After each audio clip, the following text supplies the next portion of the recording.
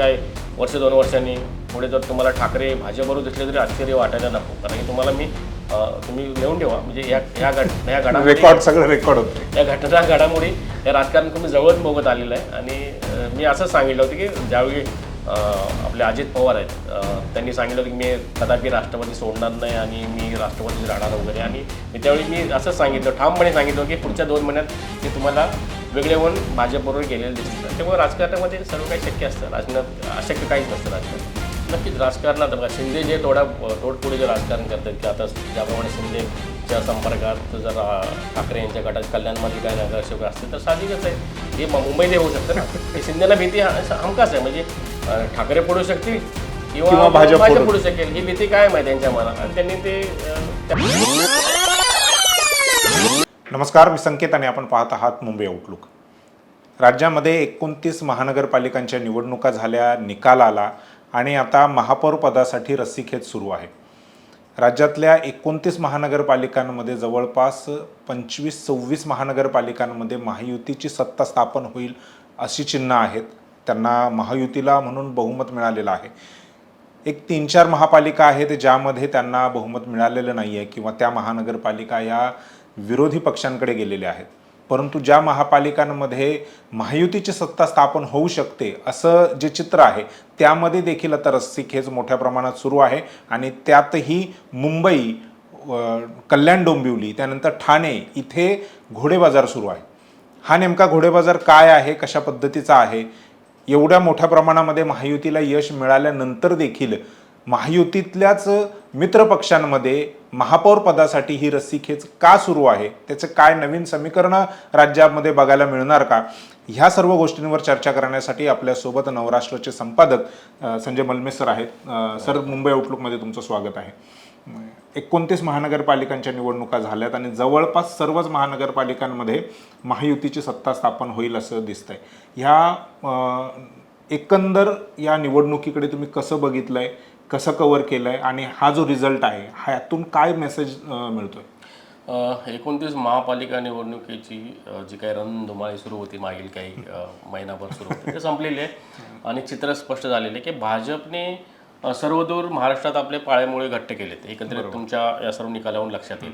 ह्यातलं एक वैशिष्ट्य म्हणजे ह्या निवडणुकीत आपल्याला सांगता येईल की उद्धव ठाकरे यांच्या नेतृत्वाखालील पक्षाला मोठा धक्का बसलेला संपूर्ण सर्वदूर महाराष्ट्रामध्ये. जर महापालिका बघितली तर मुंबई पुरतं अस्तित्व जे काय आहे ते उरलेलं आहे. खरं तर काही प्रमाणात परभणीमध्ये निवडून आलेत, पण त्याला आपण यश म्हणू शकणार नाही आपण. उर्वरित सर्व महापालिकांमध्ये ठाकरे गट जे एकत्र ठाकरे लढले त्यांना कुठे तसं म्हणावं असं प्रतिसाद मिळालेला नाही. अगदी छत्रपती संभाजीनगरमध्ये देखील म्हणजे त्यांचा एक वेळचा एक तो गड मानला जात होता मुंबई नंतरचा. बरोबर, तिथे त्यांना तसा प्रतिसाद मिळालेला नाही. वास्तविक ह्या सर्व निवडणुकीमध्ये शिंदेंनाही अपेक्षित यश मिळालेलं नाही. खरं तर आपण जरी किती म्हणलं, शिंदेंना या निवडणुकीत खूप अपेक्षा होत्या. ज्याप्रमाणे नगर परिषदांचा निकाल लागला त्याप्रमाणेच आपल्याला यश मिळेल असं शिंदेंना वाटत होतं, पण ते अपेक्षित यश मिळालेलं नाही. मुंबईचं जर उदाहरण घेतलं तर मुंबईमध्ये शिंदेंना 60 ते 65 जागांची अपेक्षा होती आणि त्याप्रमाणे त्यांनी व्यूहरचना केलेली होती आणि 65 जागापर्यंत आपण जाऊ अशा पद्धतीचं त्यांचं धोरण होतं. त्यांनी ज्याप्रमाणे अगोदरच्या शिवसेनेतले म्हणजे उद्धव ठाकरे यांच्याकडे जे असलेले नगरसेवक होते, माजी नगरसेवक, त्यांना आपल्या पक्षात त्यासाठीच घेतले. जवळपास 59 की 60 नगरसेवक जे आहेत ते त्यांनी आपल्या पक्षात घेतले होते. ते एकूण 65 जागांचं त्यांचं गणित होतं आणि आपण जिंकू असं त्यांना वाटलं होतं, पण तसं यश मिळालेलं नाही.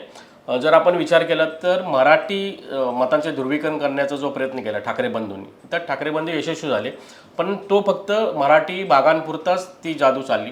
मराठी जर तुम्ही दक्षिण कोर वोटर जिथे शिवसेनेचा पहिल्यापासून राहिलेला आहे, लालबाग परळचा एरिया असेल, दादर असेल, माहीम आहे, त्याच्यानंतर म्हणजे दक्षिण मुंबई जसं तुम्ही म्हणाला त्या पद्धतीचे मूळ मुंबई जी आहे ती ठाकरेंच्याच बाजूने उभी राहिलेली आहे. आता शिंदेचे जे काही उमेदवार आलेले आहेत की जे काय 29 उमेदवार नगरसेवक निवडून आले शिंदेचे, इथे मराठी मतांचं प्रमाण खूप आहे. शिंदेना मिळालेलं कमी आहे. म्हणजे त्याप्रमाणे उत्तर भारतीय किंवा इतर भाषिक जे काय युतीमध्ये लढल्यामुळे भाजप बरोबर त्यांच्या मतावरती शिंदेची ज्या काही 29 जागा आलेल्या, शिंदे मराठी मतं मिळवण्यात पूर्णपणे अपयशी ठरलेले आहेत. मध्ये स्वतःला मिळवण्यात पण अपयशी ठरलेत आणि ती मतं भाजपला ट्रान्सफर करण्यामध्ये देखील अपयशी ठरले. नाही, कसं माहिती आहे की जर खूप पुढे जाऊन जर विश्लेषण करायचं जर ठरवलं आपण किंवा आपण त्यात खोलात जायचा प्रयत्न केला तर आपल्या लक्षात येईल की भाजपला शिंदेची मुंबईतील शक्ती मर्यादित ठेवायची होती कारण शिंदेचं जे काय संख्याबळ आहे ते 30च्या पुढे जाऊ द्यायचं नव्हतं, असं भाजपची व्यूहरचना होती. कारण शिंदेची बार्गेनिंग पॉवर वाढेल आणि बाकीच्या गोष्टी शिंदे आता 29 झाले तरी त्यांनी ते बार्गेनिंग करतायत. पण भाजपची खरं तर पद्धतशीर खेळी होती की शिंदेना खूप पुढे येऊ द्यायचं नाही. त्यामुळे काही ठिकाणी शिंदेचे उमेदवार पडले असतील तर त्याला भाजपा कारणीभूत आहे. म्हणजे मी राजकीय एक अभ्यासक म्हणून तुम्हाला सांगेन, काही ठिकाणचा मी अभ्यास केला आहे. काही ठिकाणी जे पडलेले उमेदवार तिथे एकंदरीत आकडेवारी पाहिली, मतदानाची टक्केवारी पाहिली तर आपल्या लक्षात येईल. खरं तर काही ठिकाणी भाजपच्या मतांचा उद्धव ठाकरे यांच्या पक्षाला फायदा झाला, शिंदेच्या विरोधात असं चित्र एकंदरीत आहे. त्यामुळे आपण जर निकालाचं विश्लेषण करायचं झालं तर शिंदेचा जो काय वारवा आहे, जो नगर परिषद निवडणुकीत दिसला किंवा विधानसभेला काही प्रमाणात दिसला, तर त्यांना तो पुढे भाजपला जाऊ द्यायचा नाही. कारण भविष्यातील एक स्पर्धक म्हणून शिंदेंना पुढे येऊ द्यायचं नाही. त्या दृष्टिकोनातून भाजपची संपूर्ण महाराष्ट्रभर शिंदेच्या विरोधातली व्यूहरचना होती. मग काही ठिकाणी भाजपला नाविलाज होता, तिथे भाजपने युती केली. जसे की ठाण्यामध्ये आपण जर विचार केला, ठाण्यामध्ये शिंदेचा तिथं प्रचंड मोठं खरं तर प्रभाव आहे त्या संपूर्ण नगरपालिकेचा शहरावरती. त्यामुळे तिथे भाजपने स्वतःहून युतीचा प्रस्ताव युती करून घेतले, कमी जागा आपल्या ह्याच्यात घेतल्या. मुंबईमध्ये त्यांनी तेच घेतलं की मग जे काही 1500 मतं किंवा 2000 मतं मिळतील मराठी मतं, ते विभागून येत ती भाजपला मिळावी या दृष्टिकोनातून शिंदेना तिथे सोबत घेतलं. नाहीतर कदाचित चित्र वेगळं असतं ते जर शिंदेना सोबत घेतलं नसतं तर. त्यामुळे तिथे तडजोडी घेतली. पण शिंदेना सोबत घेतलं नसतं तर काय भाजपच्या जागा आणखीन कमी झाल्या असत्या? नक्कीच कमी झाल्या असत्या भाजपच्या जागा. शिंदेना जर सोबत घेतलं नसतं तर कदाचित मतांमध्ये नक्कीच विभागणी झाली असती. आणि कसं आहे की जर तुम्ही या स्थानिक स्वराज्य संस्थांच्या निवडणुकांचं जर तुम्ही एकंदरीत निकालाची मतदानाची आकडेवारी पाहिली किंवा मतदानाचं जे मार्जिन असेल विजयाचं ते बघितलं खूप कमी असतं. तर तिथे 1500 मतं खूप निर्णायक ठरत असतात. त्यामुळे ती मतं इतरांकडे जाऊ नये किंवा इतर विरोधी पक्षाकडे जाऊ नये यासाठी खूप मायक्रो लेवलला खरं तर काम केलं जातं. त्यामुळे हे युतीची समीकरणं खरं तर होत असतात तिथे. मुंबईकडे येण्याआधी आपण पुण्याचा जर विचार केला, पुणे पिंपरी चिंचवड या 2 महानगरपालिका महत्त्वाच्या होत्या. त्या भाजपच्या दृष्टिकोनातून महत्त्वाच्या होत्या, त्या राष्ट्रवादीच्या दृष्टिकोनातून पण महत्त्वाच्या होत्या. पुणे इथे भाजपचं अगोदर पण सत्ता राहिलेली आहे. पिंपरी ही राष्ट्रवादीकडे होती, म्हणजे ती राष्ट्रवादीकडेच राहावी आणि पुण्यामध्ये पुन्हा एकदा राष्ट्रवादीचं सत्ता स्थापन व्हावी यासाठी दोन्ही राष्ट्रवादींनी एकत्र निवडणूक लढवली. परंतु तसा त्यांना काय फायदा झालेला नाही. तुम्ही जसं सुरुवातीला म्हणालात की शिंदेंना म्हणजे जाणीवपूर्वक त्यांची ताकद कमी केली जाते किंवा त्यांना एक स्पर्धक म्हणूनच बघितलं जाते 29च्या निवडणुका डोळ्यासमोर ठेवून, तर काय मग भाजप हा ज्या पद्धतीने शिंदेंची ताकद कमी करू इच्छितोय तर त्याच पद्धतीने अजित पवार ह्यांना देखील म्हणजे ह्यांचे देखील पाय खेचायचं काम भाजपने केलंय का? तुमच्या लक्षात येईल की अजित पवारांना पुण्यात गुंतवून ठेवलं होतं भाजपने. कारण पुण्यामध्ये युती केली नाही, स्वतंत्रपणे निवडणुका लढल्या गेल्या तिथं भाजप आणि राष्ट्रवादी. खरं तर राष्ट्रवादीचं म्हणजे अजित पवारांचं त्या सर्व दोन्ही महापालिकांमध्ये कधी काळी खूप प्राबल्य होतं. म्हणजे तिथे जर पिंपरी चिंचवडचा विचार केला तर तिथे सुरुवातीपासून स्थापनेपासूनच राष्ट्रवादीची तिथे सत्ता होती. पुण्यामध्ये मागील वेळी भाजपची सत्ता होती, पण अगोदरच्या ह्याच्यामध्ये तिथे बऱ्यापैकी राष्ट्रवादीचं वर्चस्व होतं. या सर्व म्हणजे बारामती नंतर काय गड मानला जाईल राष्ट्रवादीचा तर तो पुण्यातला तो पुणे आणि पिंपरीचा भाग तो मानला जात होता आणि खूप मोठ्या प्रमाणावरती राष्ट्रवादीला मानणारा मतदार होता. पण मागील 10 वर्षामध्ये भाजपने तिथे आपली काळेमळे खूप घट्ट केले आणि भाजपला खूप जो मतदार आहे तो मोठ्या प्रमाणावर मतदान करताना आपण लोकसभा विधानसभामध्ये पाहिलं आणि आपण आता नगरपालिका निवडणुकांमध्ये आपल्याला तेच चित्र दिसतंय वास्तविक. तर तुम्ही जर आपण खूप अगोदर जायचा प्रयत्न केला तर शरद पवार आणि अजित पवार यांची जी काही युती करून तिथं निवडणूक लढवण्याचा जो प्रयत्न केला आपण दोन्ही राष्ट्रवादी, त्यांना तसा फारसा लाभ झालेला नाही. पण लाभ का झालेला नाही हे पण तुम्हाला मी सांगेन की बरेच मुद्दे तिथे प्रचारात आले, अप्रत्यक्ष प्रत्यक्ष. लक्षात ठेवा की तुम्ही पार्थ पवारचा जो काही जमीन घोटाळ्याचा विषय होता तो ह्या निवडणुकीच्या अगोदरच होता. त्या निवडणुकीच्या मध्ये जो प्रचाराचा मुद्दा प्रमाणात करण्याचा प्रयत्न झाला त्याचा फटका नक्कीच अजित पवारांना बसलेला त्या निवडणुकीत. त्यांचं पराजयाचं कारण आहे आणि ते भाजपने पद्धतशीरपणे तो पेरला. 70,000 जो कोटीचा सिंचन घोटाळ्याचा होता तो एका वेळी तो प्रचारात मुद्दा आला आणि कळत तो आणण्याचा प्रयत्न झाला भाजपकडून. बरोबर. तर हे सगळे मुद्दे अजित पवारांच्या पराभवाला खरं तर तिथे कारणीभूत ठरले. आणखीन एक मुद्दा त्याच्यामध्ये की ज्या पद्धतीने अजित पवारांचे कार्यकर्ते नेते म्हणजे जे इच्छुक आहेत त्यांना भाजपने मोठ्या प्रमाणामध्ये आपल्या पक्षात घेतलेलं आहे. बऱ्याच ठिकाणी तसं झालेलं आहे. म्हणजे रेडीमेड नेता आणि कार्यकर्ताच डायरेक्ट पक्षात आला. नाही, हे भाजपने सर्वदूर महाराष्ट्रात केलेलं आहे. खरं भाजपची जे काही जिंकून आलेले उमेदवार पाहिले किंवा जे नेते पाहिले तर ते बहुतेक नेते राष्ट्रवादी किंवा इतर पक्षातून किंवा काँग्रेसमधून आलेले आहेत. त्यामुळे आपण जर नांदेडचा विचार केला, नांदेडमध्ये भाजपची सत्ता आलेली आहे, पण तो अशोक चव्हाणांचा बरोबर आहे, तो यश आहे. खरं तर अशोक चव्हाणांमुळे ते यश मिळालं. इथे आपण भाजपचं यश म्हणू शकत नाही. अशा पद्धतीने अनेक महापालिकांमध्ये ज्याप्रमाणे आपण भाजपचं आपण यश म्हणतो, जसं की आपण नवी मुंबई महापालिकेचं उदाहरण घेऊ. आपण नवी मुंबई राष्ट्रवादीतून आलेले नवी मुंबई महापालिकेत खूप प्रदीर्घ कालानंतर ही कालावधीनंतर ही निवडणूक झालेली आहे. तर भाजपची खूप कमी संख्या होती. म्हणजे गणेश नाईक जेव्हा राष्ट्रवादीत होते तेव्हा भाजपचे अस्तित्वही नव्हतं. असती महापालिका भाजपकडे आलेली. तर हे यश गणेश नाईकांचं आहे. अशा पद्धतीने आपण भाजपचं निर्भय यश आहे असं म्हणू शकत नाही या सर्वदूर आपण विचार केला तर. बरोबर.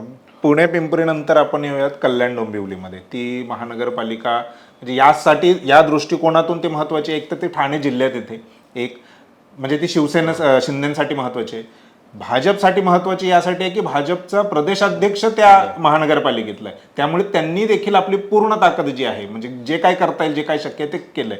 आता परिस्थिती तिथे वेगळी आहे. तिथे अजूनही म्हणजे कोणाला बहुमत नाही आणि त्यामुळे मग जे काही घोडेबाजार म्हणा किंवा जे काही रस्सीखेच चालू आहे महापौर पदासाठी, तिकडे कसं बघताय? नाही, कसं आहे, कल्याण डोंबिवली महापालिका खरं तर मुंबईला खूप लागूनच आहे. बरोबर. या मुंबई महानगर प्रदेश म्हणजे ज्याला आपण MMR बोलतो, यातील एक महत्वाची महापालिका आहे. कारण विकास MMR क्षेत्रात खूप मोठ्या प्रमाणे होतोय आणि सर्वच महापालिका आपल्याकडे राहावेत यासाठी भाजपचा किंवा प्रत्येकाचा, कारण इथे मोठ्या प्रमाणात निधी येतोय, डेव्हलपमेंट खूप मोठ्या वेगाने होते, तर प्रत्येकाला सत्ता असावी असं वाटतंय. शिंदेच्या दृष्टिकोनातून काय महत्वाचं, शिंदेचे पुत्र आहेत श्रीकांत शिंदे, तिथले खासदार आहेत. तुम्ही म्हटल्याप्रमाणे रवींद्र चव्हाण तिथले प्रदेशाध्यक्ष. म्हणजे दोघांचे ते काय म्हणतो आपण त्याला प्रतिष्ठेचा प्रश्न होता आणि प्रतिष्ठे प्रश्न असताना शिंदे 2-4 जागांनी किंवा होईना पण ते तिथे वरचढ ठरलेले आहेत. आणि शिंदेची निश्चितच प्रयत्न आहेत शिंदेचे की तिथे आपण सोबळावरती सत्ता स्थापन करा. तर तुम्ही लक्षात आलं असेल की 2 आमदार त्यांनी, 2 नगरसेवक त्यांनी आता नुकतेच आपल्याकडे घेतले. दुसरे की इतर ठिकाणचे म्हणजे तुम्ही म्हणता की शिवसेना ठाकरे गटाचे काही नगरसेवक त्यांच्या संपर्कात आहेत असं म्हणजे बातम्यांमध्ये जसं आहे एकंदरीत. यावरून तुमच्या लक्षात येईल की शिंदे तिथे खूप आक्रमकपणे सत्ता मिळवण्यासाठी किंवा आपला महापौर पोहोचवण्यासाठी प्रयत्नशील आहेत आणि शिंदे कदाचित तिथे यशस्वी होतील असं मला चित्र दिसते. कारण शिंदेची ज्याप्रमाणे जोडतोडचं राजकारण आहे त्या शिंदे माहीर आहेत. शिंदेनी बऱ्यापैकी या सगळ्या गोष्टी अगोदर केलेल्या आहेत. त्यामुळे तिथे ते सहजपणे म्हणण्यापेक्षा थोडा संघर्ष करावा लागेल, पण त्यांना सत्ता मिळवताना दिसतील म्हणजे हे करणं. नाही, पण राज्यामध्ये सत्तेत असताना कल्याण डोंबिवली म्हणजे एखाद्या महानगरपालिकेच्या सत्ता स्थापनामुळे राज्यामध्ये कलेश कशाला, तर ह्यामुळे दोघांनी एकत्र येऊन ते का सत्ता हे नाही करत. जसं ठाण्यामध्ये पण आता शिंदेकडे आहे सगळ्या गोष्टी, परंतु तिथे भाजप देखील डावखऱ्यांचं आता कालचं विधान आहे की 2 वर्ष आम्हाला द्या म्हणून. तर अशा पद्धतीचं तिथे का नाही होऊ शकत? नाही, कसं माहिती आहे की मतदानाच्या आदल्या दिवशी मी मुख्यमंत्री देवेंद्र फडणवीस यांची मुलाखत घेतली होती. त्या मुलाखतीमध्ये त्यांनी सांगितलं होतं की आम्ही 29 पैकी 26 महानगरपालिकांमध्ये आमची म्हणजे महायुतीच्या सर्व घटक यांची सत्ता असेल असं त्यांचं होतं. पुण्या संदर्भातला प्रश्न विचारला तर म्हटलं पुणे आम्ही ठरवून वेगळे लढलो की तिथे राष्ट्रवादीचे बऱ्यापैकी प्राबल्य आहे, भाजपचे प्राबल्य आणि कार्यकर्त्यांना संधी देण्यासाठी आम्ही वेगळे लढलो. जर तिथे कार्यकर्त्यांना संधी दिली नाही तर बंडखोरी झाली असती किंवा बाकी सगळ्या गोष्टी झाल्या तर त्यासाठी आम्ही हा पर्याय निवडला. या सगळ्या गोष्टी जरी फडणवीस सांगत असले की महायुतीची आम्हाला सत्ता येईल, पण शेवटी काय आहे, प्रत्येक पक्षाची एक महत्वाकांक्षा असते सत्ता मिळवण्याची आणि ती तुम्हाला या निवडणुकीच्या निकालानंतर उफाळून आलेली दिसली. म्हणजे भाजप जरी म्हटलं की ती एक सोबत घेऊन घटक पक्षांना जाऊ असं भाजपचं जरी धोरण असलं तरी भाजपची सत्तेची जी काही सुप्त इच्छा आहे ते लपून राहिली नाही. भाजप जिथं पाहिजे तिथे आपल्या पद्धतीने प्रयत्न करताना दिसते. ते शिंदे तुम्हाला प्रयत्न करताना दिसतील. शिंदेनी ज्याप्रमाणे मुंबईच्या त्यांचे 29 नगरसेवक निवडून आले आहेत आणि अजून महापौरासंदर्भातले जे काही आरक्षण सोडत अजून काही नाही येणार आहे, पण निवडी संदर्भातला अजून त्यांचं निश्चित होईल. तो नंतरचा भाग 22 तारखेनंतर निश्चित होईल. महापौर कुठल्या प्रवर्गासाठी राखीव असेल तो भाग नंतरचा आहे. पण महायुतीची म्हणून निवडणूक लढवली असली तरी आम्ही एकत्र येऊन महापौर असं स्पष्टपणे जाहीर केलेलं नाही त्यांनी की माझा भाजपला पाठिंबा आहे असं शिंदेंनी स्पष्टपणे म्हटलेलं नाही की आम्ही महायुतीचा महापौर होईल असंच त्यांचं वाक्य आहे. ह्या सगळ्या गोष्टी बरेच काही संकेत देत आहेत. तर म्हणजे महापौर महायुतीचा महापौर याच्यामध्ये कंसामध्ये असा आहे की आमचा म्हणजे नक्कीच कसं शिंदे आता भाजप सौभावर स्थापन करू शकत नाही की महापौर निवडून आणू शकत नाही मुंबईत, हे उघड आहे. त्यामुळे शिंदेची मदत लागणारच आहे भाजपला. तर साहजिकच आहे शिंदे त्या ठिकाणी आपल्या पदरात पाडून घेण्याचा प्रयत्न करतील. बऱ्यापैकी जे काही पदं असतील म्हणजे स्टँडिंग असेल किंवा सुधार समिती असेल किंवा इतर सगळ्या ज्या गोष्टी आहेत त्यावर आपली माणसं बसवण्याचा त्यांचा प्रयत्न राहील.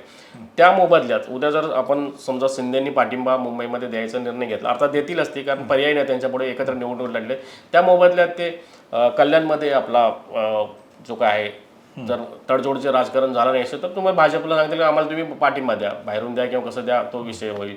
ठाण्यामध्ये शेवटी त्यांना भाजपने ज्याप्रमाणे मुंबईचं जे काय शिंदेने थोडं असं आहिस्ते कदम टाकायचं धोरण ठेवलं तर त्यांनी आज लगेच विषय केला की आम्हाला ठाण्यातही महापौर 2-2.5 वर्षासाठी आम्हाला महापौर द्या वगैरे, अशा सगळ्या गोष्टी होत आहेत.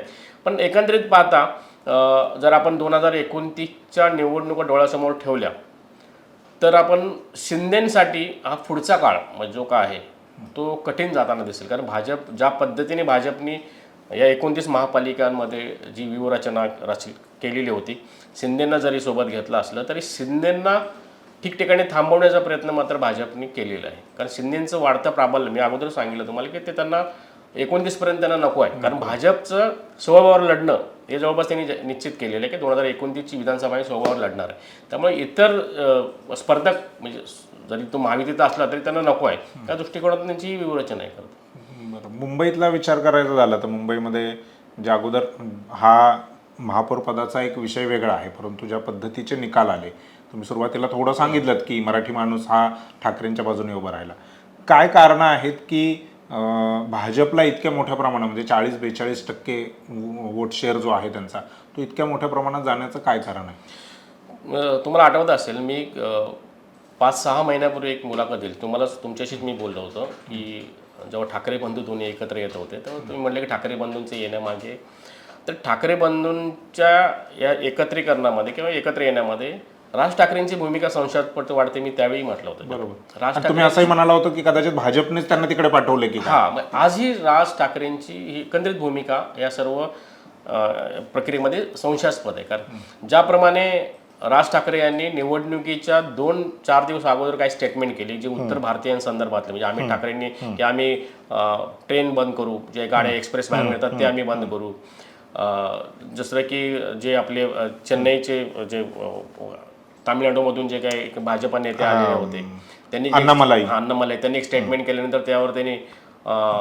बजाव लुंगी संदर्भात अशा संदर्भात जे काही स्टेटमेंट केलं होतं राज ठाकरेंनी, हे खरं तर ही मतं जी काही मतं उद्धव ठाकरेंना मानणारी होती, थोडी इतर भाषिक असतील जे ज्यांना भाजप नको होता, ती मतं सुद्धा ह्या स्टेटमेंटमुळे दूर गेली. खरं तर राज ठाकरेंनी हे वक्तव्य करणे म्हणजे कारणच मला समजतं, कारण ह्या मताचं ध्रुवीकरण मराठी मताच्या ध्रुवीकरणात काहीच हे नव्हतं. मराठी बेल्टमध्ये ध्रुवीकरण ऑलरेडी झालेलं होतं. भाजपच्या विरोधात मराठी मतदार हा संपूर्ण मुंबईत एकवटला होता हे निश्चित. म्हणजे मी MMR एरियातले जर तुम्ही ठाणे, कल्याण किंवा नवी मुंबईचं म्हटलं तर तिथे नाही झालं, पण मुंबई शहरामध्ये मात्र ध्रुवीकरण झालेलं होतं. आणि या ध्रुवीकरणातून ठाकरेंना त्याचा लाभ मिळणार होता. काही प्रमाणात इतर भाषिक जे ठाकरेंनी ठाकरेंनी 2002 साली मी मुंबईकर एक संकल्पना राबवली, तुम्हाला कदाचित माहिती असेल की त्या मी मुंबईकर ही संकल्पना ठाकरेंची असेल. मुंबईत राहणारा प्रत्येक घटक हा मुंबईकर आहे, तो इतर प्रांतातला असो, इतर भाषा बोलणारा असो, इतर धर्माचा असो, तो मुंबईत जन्मलाय, मुंबईत मोठा लहानाचा मोठा झाला, तो माझा मुंबईकर. या संकल्पनेत त्यांना खूप भरभरून त्यांना पाठिंबा मिळाला होता. चांगल्या प्रकारे त्यांना सत्ता महापालिका झाली होती. ती संकल्पनेनुसार बरेच इतर भाषिक ठाकरेंबरोबर जोडलेले गेले होते, पण ते राज ठाकरे जवळ गेल्यामुळे ते सर्व मतदार दूर गेला आणि त्याचा फटका ठाकरेंना बसला.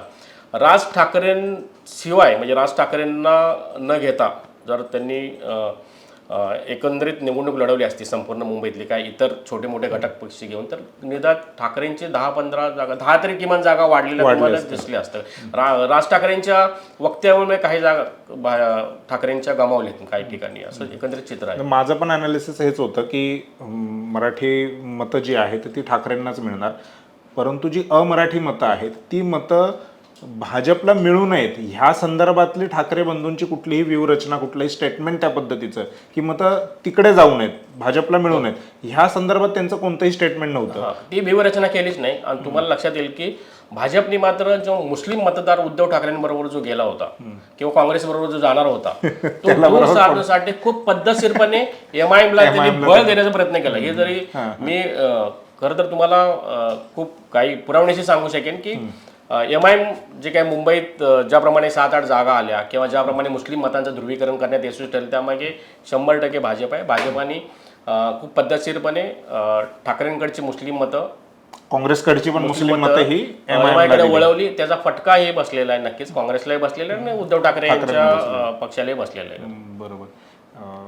ठाकरे दोन शिवसेना ह्याच्या आधीही लोकसभा असेल, विधानसभा असेल, परंतु आता मुंबईची लढाई जी होती, कारण मुंबईत शिवसेनेची स्थापना झालेली आहे. शिवसेनासाठी मुंबई किंवा शिवसैनिकांसाठी मुंबई, दोन्ही शिवसैनिकांसाठी मुंबई हे खूप जवळचं आणि खूप भावनिक असं एक शहर आहे. भले इतर ठिकाणी जरी नाही मिळालं, मुंबई आपल्याकडे पाहिजे एक त्यांचं असं राहिलेलं आहे. ह्या महापालिकेच्या निवडणुकीमध्ये मुंबईकरांनी दाखवून दिलं का की खरी शिवसेना कोणाची आहे? नक्कीच दाखवलं. कारण आजही जरी महाराष्ट्रातील शिवसेनेतल्या पदाधिकाऱ्यांनी शिंदेचं नेतृत्व स्वीकारलं असेल, तर मुंबईतल्या शिवसैनिकांनी किंवा मतदारांनी शिंदेचं नेतृत्व स्वीकारलेलं नाही स्पष्टपणे. आजही त्यांच्या मनात ठाकरे आहेत आणि ठाकरेंच्या बरोबर हा मराठी इथला मुंबईतील मतदार असेल, शिवसैनिक असेल, जो तळागाळातला जो आहे तो आजही ठाकरेंच्या सोबत आहे. ठाकरेंचा करिश्मा तो मुंबईत आजही कायम आहे.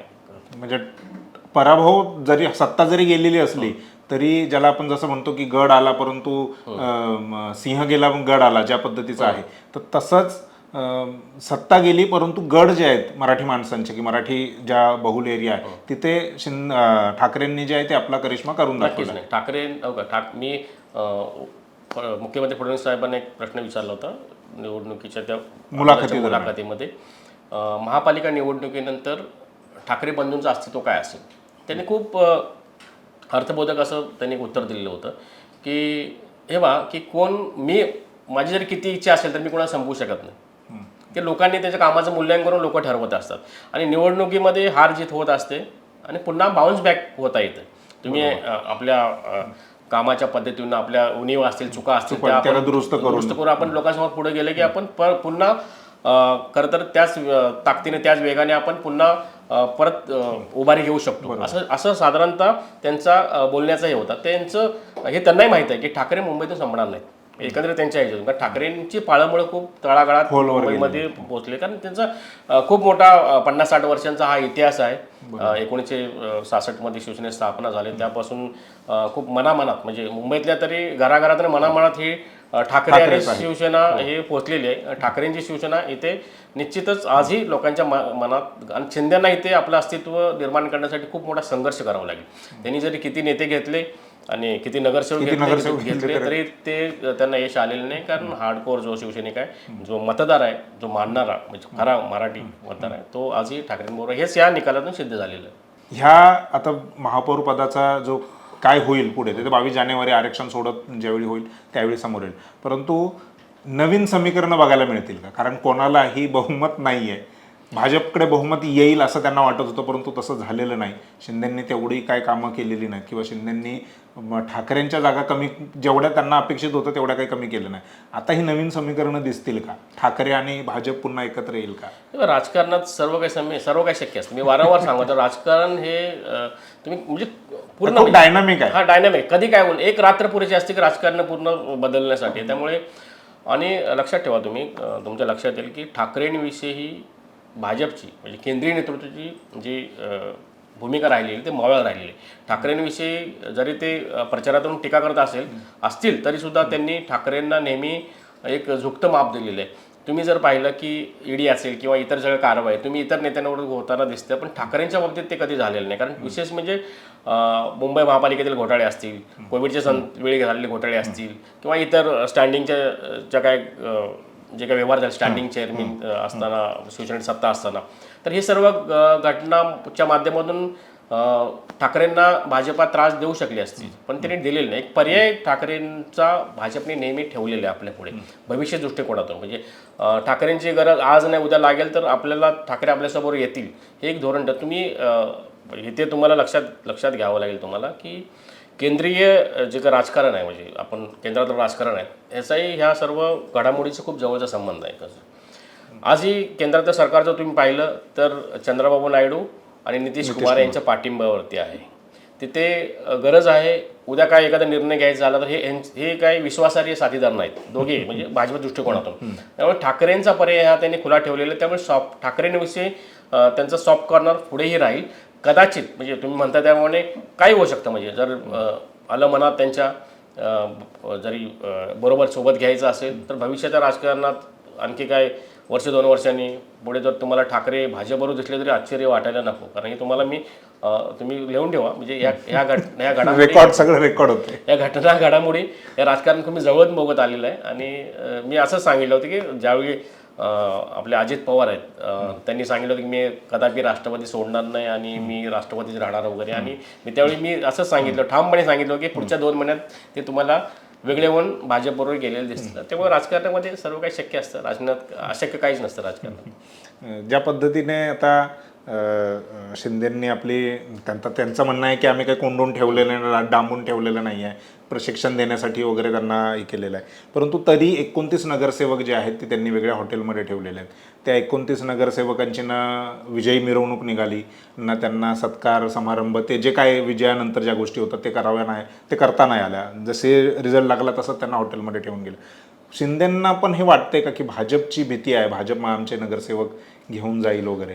नक्कीच राजकारणात बघा शिंदे जे तोडफोडीचे राजकारण करतात की आता ज्याप्रमाणे शिंदेच्या संपर्कात जर ठाकरे यांच्या गटाच्या कल्याणमधील काही नगरसेवक असतील तर साहजिकच आहे हे मुंबईतही होऊ शकतं ना.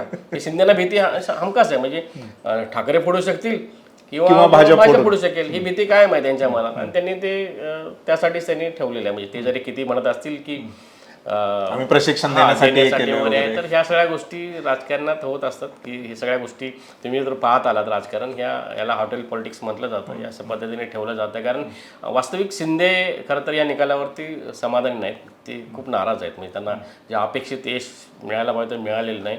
ज्या नेत्यांवर त्यांनी जबाबदारी सोपवली होती त्या नेत्यांविषयी ती म्हणजे त्यांची बोलण्याची सुद्धा इच्छा नाही, असं एकंदरीत त्यांनी जेव्हा त्यांना मंत्रिपद जातील नक्कीच जातील. या सर्व पुढच्या काही महिन्यांमध्ये काही लोकांची मंत्रिपद काढून घेतले जातील. नवीन आमदारांना जे चांगले काम करणार आहेत, ज्यांनी चांगला प्रभाव दाखवला किंवा दाखवतील भविष्यात, अशा तरुण आमदारांना तिथे संधी मिळालेली. कारण त्यांना आजही जरी भाजप ज्याप्रमाणे विधानसभेची निवडणूक स्वबळावर लढण्याचा प्रयत्न करते किंवा तयारी करते, त्याप्रमाणे शिंदेसुद्धा स्वबळाची तयारी करून आहेत.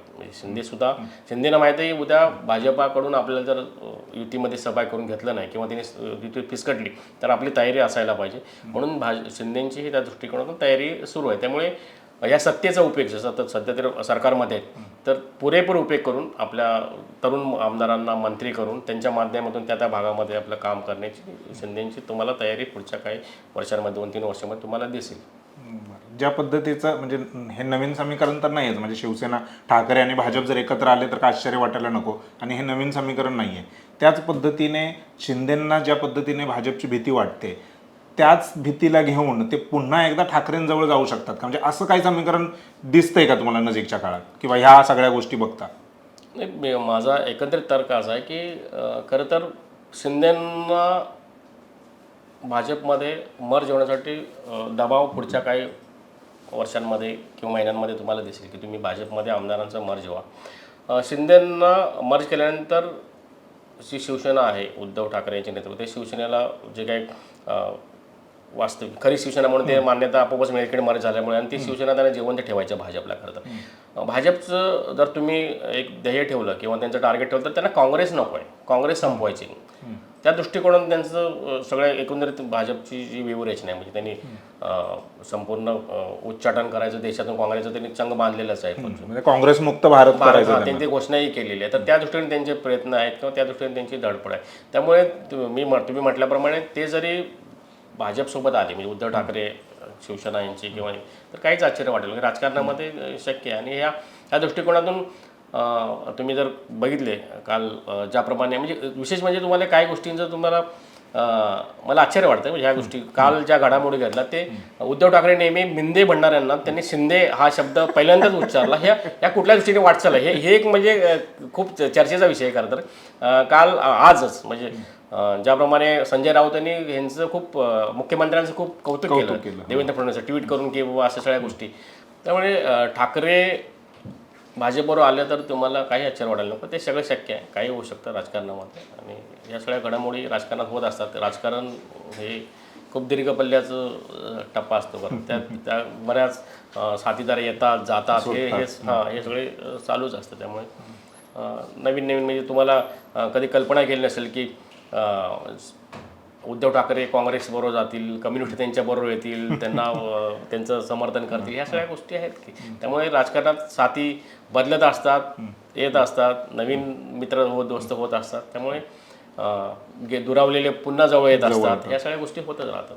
बरोबर. एक शेवटचा प्रश्न की ज्या पद्धतीने हे हॉटेल पॉलिटिक्स सुरू आहे ती ह्याची गरज का पडते म्हणजे तुम्ही म्हणजे काय प्रोसेस आहे? गट बनवणं ही आता एक चर्चेत आहे की गट बनवला जातो त्यांना निवडून आलेल्या नगरसेवकांचा आणि मग जर ते दुसऱ्या पक्षात गेले तर मग त्यांचं नगरसेवक पद हे रद्द होतं. नेमकी काय प्रक्रिया असते ती कायदेशीर काय प्रक्रिया? नाही कसं आहे मध्ये तुमच्या लक्षात येईल की निवडून आलेल्या सर्व नगरसेवकांचा एक गट करून त्यांचा एक नेता ठरवावा लागतो. ही जी प्रोसेस असते त्या प्रोसेस करावी लागते आणि तेव्हा ते एकत्रित झालेल्या गटातून नगरसेवकांना तेवढं सहजपणे फोडता येत नाही. म्हणजे जसं विधानसभेमध्ये प्रतोद असतात तशा पद्धतीने ते सगळे त्या पद्धतीने ते खरं तर हे सगळ्या गोष्टी चालू आहेत. म्हणजे तुम्ही जर अजून कल्याण डोंबिवलीच्या संदर्भातलं बघितलं तिथे ठाकरे गटाच्या नगरसेवकांची बैठक झालेली नाही काय नाही तोपर्यंत शिंदेने त्यांनी संपर्क साधून त्यांना एकत्र वेगळं घेण्याचा जो काही प्रयत्न चालवला आहे त्या गोष्टी. ह्यानंतर मग ठीक आहे त्यातून जरी गेले काही नगरसेवक तर मग ते डिस्क्वालिफाय त्यांना करण्यासाठी अपात्र करण्यासाठी मग तो आयुक्त जे असतं महसूल आयुक्तांकडे मग ते प्रकरण जातं. महसूल आयुक्त त्यावर सुनावणी घेतात. ते बरेच दिवस ते प्रकरण चालतं. ते सगळं टाळण्यासाठी ही हॉटेल पॉलिटिक्स ज्याला म्हणतो आपण की त्यामुळे एकत्र बोलवून त्यांचा एक संध ठेवण्याचा किंवा त्यांना एका ह्याच्यात बांधण्याचा तो सगळा प्रयत्न असतो सगळ्या गोष्टी. धन्यवाद सर तुम्ही मुंबई आउटलुकला वेळ दिलात आणि महाराष्ट्रामध्ये आणि 29 महानगरपालिकांच्या ज्या निवडणुका रिझल्ट लागलेला आहे त्याचं जे पॉलिटिक्स चालू आहे त्याला घेऊन जी रस्सीखेच चालू आहे त्या संदर्भातली सविस्तर माहिती दिली. तुमचा आभार धन्यवाद. आणि राजकारणामध्ये जसं सर म्हणाले की कोणीही कायमचा शत्रू नसतो कोणी कायमचा मित्र नसतो. राजकारणामध्ये मित्र तोच असतो ज्याचा कॉमन शत्रू असतो आणि आत्ता सध्या भाजपसाठी शिंदे हे थोडेसे शत्रू असल्यासारखे आहेत. ठाणे बघा, कल्याण डोंबिवली बघा, मुंबई बघा. त्याच पद्धतीने शिंदेंचा शत्रू हा सध्या भाजप असताना दिसतोय. त्यामुळे येणाऱ्या काही दिवसांमध्ये काही महिन्यांमध्ये हे राजकीय गणितं आणखीन वेगळी होऊ शकतात. आणखीन नवीन समीकरणं जी आहेत ती राज्याला मिळू शकतात जसं 2019मध्ये झालं होतं. तर काय होतंय पुढे त्यावरती आपण नजर ठेवूया. आणि ही चर्चा तुम्हाला कशी वाटली या चर्चेवरती तुमची जर काय मतं असतील तर ती तुम्ही कमेंट बॉक्समध्ये सांगा. आणि हा व्हिडिओ जास्तीत जास्त लोकांपर्यंत पोहोचवण्यासाठी याला शेअर करा, लाईक करा. धन्यवाद.